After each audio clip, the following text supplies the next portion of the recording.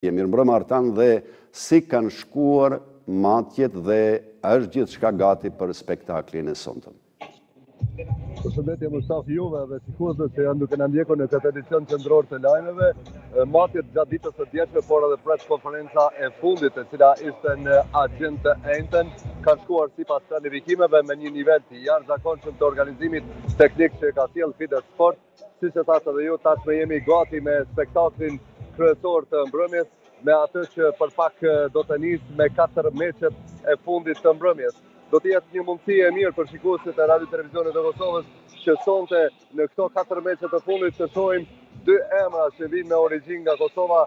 Do të fillojmë në orën 21 me duelin e kategorisë welter mes Miridon Mulollit që jeton në sulm të Gjermanisë, por me origjinë nga Kosova, dhe çekut Miroslav Srban. Pastaj në 21:30 do të jetë Tyron Coyge, një ish kampion i botës në boks, i cili përballë do ta ketë në kategorinë super të mesme holandezin Nasser Bukenia. Dhe për ta kthyer fokusin te dy meçet kryesore të mbrëmjes këtu në GTEK Arena të Magdeburgut, do të jenë për gurmanët e boksit si sporti fizik.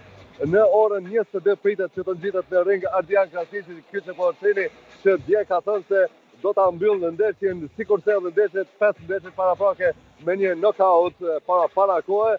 Ardiani do ta ketë duelin e vlefshëm për brezin BDB të titullit gjerman përballë Dennis Alts nga Gjermania, për të ardhur te meçi kryesor i mbrëmjes që do të jetë me protagonist një tjetër gjerman, Tom Schwarz, një prej bokserëve të njohur në ringun profesionist botnor, i cili më herët është ndeshur dhe me Tyson Fury, dhe sot përballë Tom Schwarz do të jetë ukrainasi Konstantin Dobishchenko, një tjetër garues i cili do të jetë tejet serioz dhe mbasi do të kërkojë edhe fitore.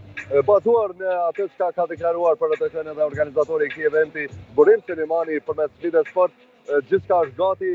Pritet të ketë një prezencë diku rreth 3000 bileta vetëm janë shitur në GTEK Arena, një arenë ku do ta shohim të pranishëm. Është konfirmuar prezenca edhe kampionit ton Luan Krasici. Do të jetë një rikthim emocional edhe për Luanin, sepse 21 vjet më parë, në 5 janar të 2002-s, Luani në këtë palestër e kishte fituar titullin e kampionit të Evropës përballë garuesit Rene Monsi, tashmë të ndjer.